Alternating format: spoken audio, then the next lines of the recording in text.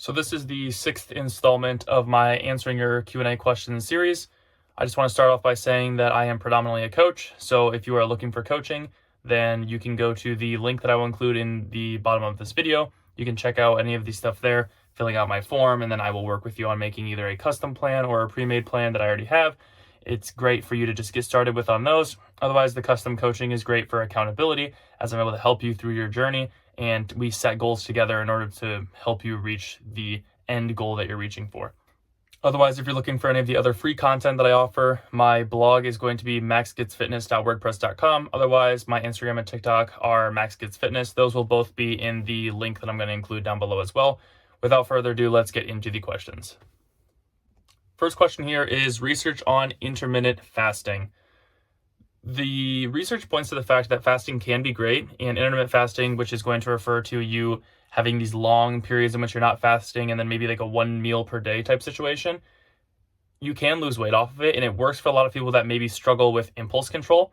If you give yourself this, let's say, 8-hour, 10-hour window in which at any time during that, if you were to go into the kitchen, you can eat, a lot of people who have issues with self-control are going to eat, especially if there's very highly good tasting foods in your kitchen, which most people are going to have.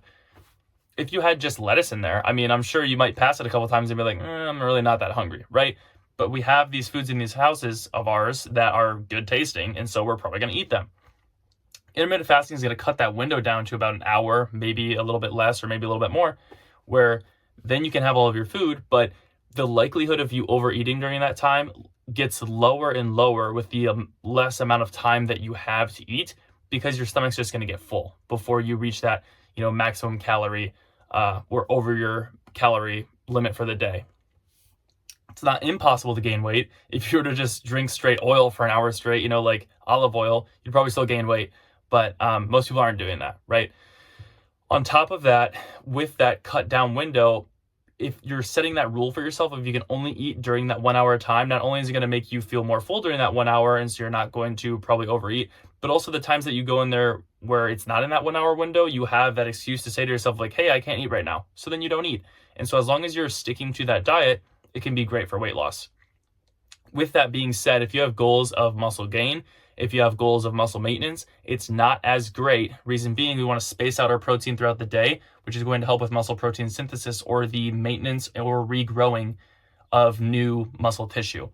So if we're trying to gain muscle, we probably want to be eating at least 3 times a day if at all possible, or definitely more than 1. I'm not saying you can't grow with intermittent fasting, especially if you're on performance enhancing drugs. That's going to help you a lot too. But I am saying if you want to optimize or get more growth out of your training, you should probably be eating multiple meals per day, spacing out your protein throughout the day. So as a TLDR here, intermittent fasting, if you only want to lose weight, is great. Lots of people have done it and love it. If you have any goals of muscle maintenance or gain, especially if you're an older age, since maintaining the amount of bone and muscle mass that you have is kind of important, I would maybe recommend against it. Again, I'm not a dietitian, so I'm not saying what you should or should not do. I'm saying in the research that I have seen, in the clients that I've worked with, in my own self-study, it's probably better if you have goals of maintenance of muscle or growth to shy away from intermittent fasting if you can. Next question here is asking about massage guns. I think that massage guns kind of fall into the same category as foam rollers, where you're essentially promoting blood flow and getting movement of the tissue, but you could also do that just through a walk for your legs, let's say. Or moving your arms, maybe doing a stretch above your head like this for your tricep, or, maybe you're doing windmills for your arms to get your shoulders moving, or a bicep stretch on the wall. I can think of a bunch of different examples, right? If you're a person who is not very good at just sitting down and stretching, foam rolling and the Theraguns or other brands of massage guns, those are probably going to be a good option for you because they do essentially the same thing. And if that keeps you adherent, that's great. They're not inherently better than just a walk for your legs. They're not inherently better than just doing purposeful stretching for your arms or wherever else is sore, but they're also not worse. They're just kind of the same. And so if you find that you're more consistent when you have something that you have to look at, being that massage gun sitting on your table or that foam roller that's in the corner, that's great. And if it keeps you consistent, you just do it while you're watching TV, perfect. It's better than doing nothing. But if you don't need that reminder and you don't need that piece of equipment to do your stretching, stretching is going to do just about the same thing. Next one here is tips for holiday temptations. Now, depending on the holiday that you're celebrating, obviously there's going to be, different foods, but within most holidays, there's going to be some banquet or, a lot of food that's going to be really good tasting, but also not as high volume and a lot more high calorie. In these situations, especially towards the end of the year, which we're reaching, and if you celebrate most of the, American holidays, Thanksgiving, etc., that's probably going to be a time in which there's a couple of days through these next couple months where you're going to feel this way, where you're like, oh, how do I avoid eating these foods? How do I, not gain a bunch of this weight? Realistically, you're not going to be gaining that much weight. Let's say you celebrate 3, Christmas, Thanksgiving, Halloween. Halloween, in all actuality, for adults really isn't a time where I see a lot of people just like binging on their kids' candy or just whatever else, right? It's in the house. There's going to be some, but I worry less about that one comparative to Thanksgiving, Christmas. Let's use Thanksgiving for an example because I love Thanksgiving. I love the food, not necessarily the holiday itself and what it celebrates, but I think that the food is great.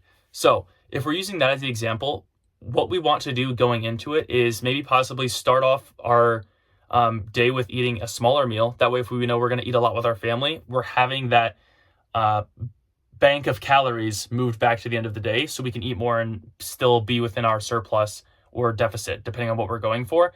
And then we want to prioritize protein.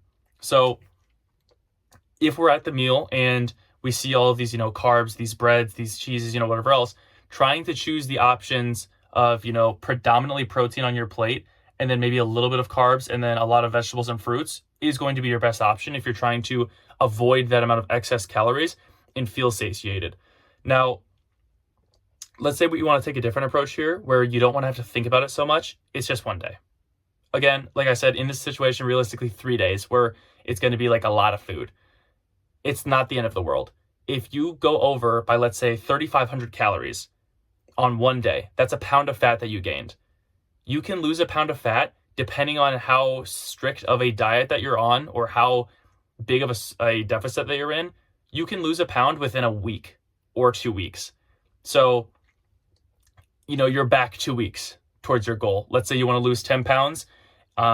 Instead of losing, that 10 pounds in the set amount of time that you're going for, again, whether you're losing half a pound or a pound, then you lose it in 1 to 2 extra weeks. I don't think for most people that's that big of a deal unless you are like prepping for a bodybuilding competition or something.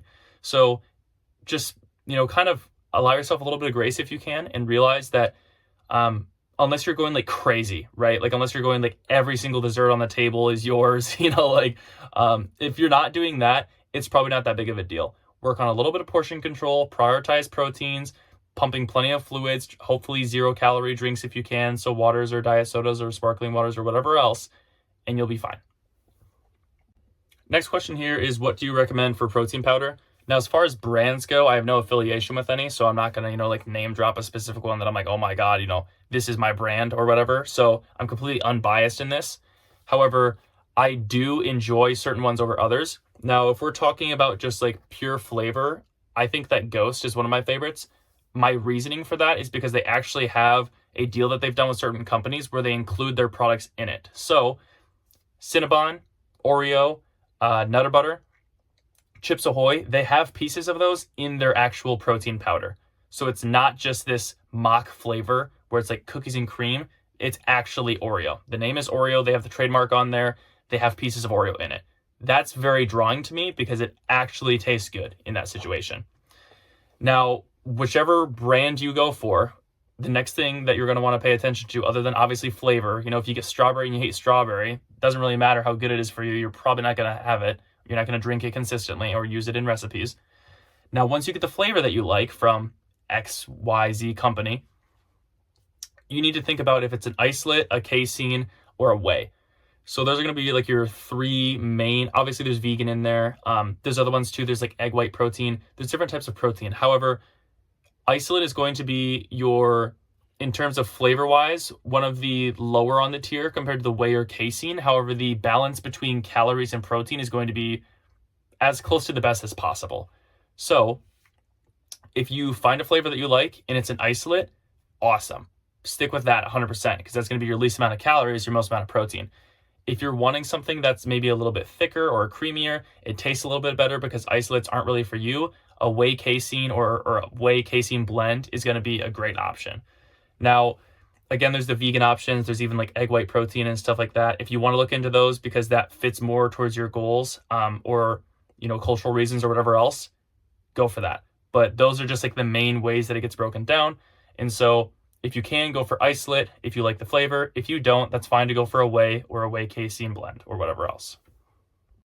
Next question here is Ninja Creamy worth the hype?